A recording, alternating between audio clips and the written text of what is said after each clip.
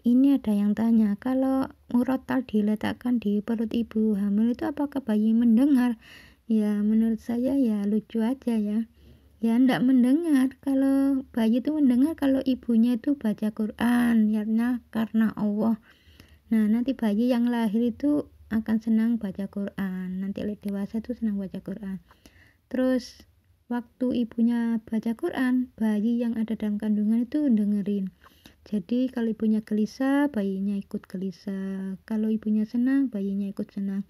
Jadi kalau ibunya tuh ngeyel atau ayahnya ngeyel, nanti anaknya tuh begitu lahir itu ya mulai balita sampai dewasa tuh yang ngeyel terus. Jadi kalau bayi itu kebalik, kalau ibunya ini diberi nasihat itu ngeyel, kepalanya ini kebalik. Jadi pantatnya yang keluar dulu. Kalau ibunya atau ayahnya ini diberi nasihat selalu cari jalan keluarnya itu ya nyalain orang dulu. Jadi cari jalan keluarnya itu selalu nyalain orang. Jadi tidak mau dia itu disalahkan tapi nyalain orang. Nah nanti bayinya itu terlilit. Jadi tali pusar itu ngelilit di leher bayi. Nah ini sebagian orang gak paham. Ini sangat jarang ya. Bayi itu sama terlilit.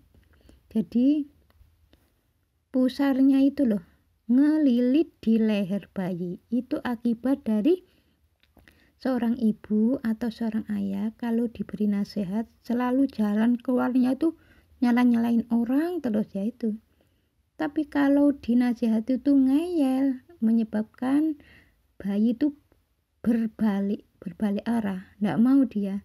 Jadi biasanya kan kepalanya keluar dulu, tapi ini pantatnya keluar dulu. Ya ini bukan permainan manusia. Jadi ini nggak bisa melakukan seperti itu manusia. Jin nggak bisa melakukan seperti itu. Ini dari Allah, betul-betul dari Allah. Memang dibuat gitu sama Allah. Makanya di sini harus hati-hati. Kalau memang istri itu hamil, jaga lisan, jaga akhlak. Biasanya yang sangat rawan itu masih dalam kandungan atau baru lahir. Nah itu harus sangat hati-hati. Suami istri harus sangat hati-hati dalam ucapan. Pokoknya tingkah lakunya itu harus baik. Soalnya ini rawan. Kalau sampai suami istri itu melakukan akhlak-akhlak yang buruk, istri dalam keadaan hamil atau baru melahirkan, ini nanti menyebabkan penyakit berat-berat seperti kanker otak, jantung bocor, penyakit berat-berat. Nah ini kalau sebagian orang tuh paham ya, harus betul-betul dikendalikan. Kadang-kadang nggak paham, seenaknya saja bertengkar suami istri padahal istri hamil atau bayi baru lahir. Nah ini nanti menyebabkan penyakit berat-berat. Si bayi ini loh mengalami penyakit berat-berat, yaitu tadi jantung bocor atau bengkak atau otaknya kanker atau apa, pokoknya yang berat-berat lah. Menghindari cemburu. Jadi cemburu yang bagaimana? Ya cemburu yang dirasuki setan. Cemburu itu istilahnya pemicu awal. Sebenarnya dari cemburu itu sendiri ya, cemburu itu menyebabkan mual. Ya mual saja. Habis cemburu itu kan ada belakangnya, ada ceritanya. Yang lebih ngeri-ngeri itu ya belakangnya ini. Emosi yang tinggi, akhirnya merendahkan, tidak percaya. Cemburu emosi tinggi, jantung. Cemburu emosi tinggi, kanker. Cemburu emosi tinggi yang disimpan, tumor.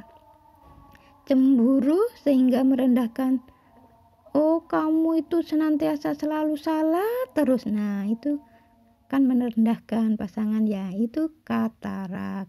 Itu mengawali di situ, penyakit itu diawali dulu. Jadi kalau dokter itu mengatakan ini penyakit jantung, asmanya karena stres, gulanya karena stres, sebenarnya itu ya mengawali saja. Jadi ini ada anak usia remaja belum menikah, sudah balik ya. Kalau sudah balik itu kan berarti tidak ada hubungannya dengan pasangan. Kesalahannya itu berarti ada hubungannya dengan kedua orang tua. Asam urat tinggi. Kalau sudah balik tapi belum menikah, ya cuma satu sebenarnya. agak kaku. Kalau dikasih tahu tuh agak bandel, sering jengkel terhadap kedua orang tuanya. LGBT yang tinggi itu karena marah. Marahnya tuh tinggi khususnya ke kedua orang tua. Jadi saran saya ya, kalau orang tua itu nasehatin yang baik, dengerin. Kalau yang gak baik ya pura-pura dengerin aja. Yang baik diterima, yang gak baik itu ya tidak diterima, tapi gak usah melawan, gak usah. Nanti kalau orang tua yang baik itu ya beberapa hari itu akan mengatakan begini, kemarin itu apa ada yang salah ya yang aku ucapkan. Nah kalau sudah begitu itu kesempatan anak menyampaikan, maaf ya ayah, maaf ya ibu, kemarin tuh ayah mengatakan begini. Yang benar itu sebetulnya ini. Nah gitu. Jadi kan orang tua akhirnya, oh iya. Akhirnya kan menerima, tapi tidak membuat orang tua tersinggung gitu loh. Jadi harus tahu waktu, harus tahu situasi dan keadaan. Jadi tidak sembarangan ngomong, jangan langsung. Jadi tunggu saja beberapa hari atau beberapa jam, biasanya beberapa hari. Itu orang tua itu akan mengatakan, kemarin tuh aku ada yang salah apa enggak? Nah itu biasanya begitu orang tua yang baik itu. Mengakui kesalahan akhirnya kan gitu.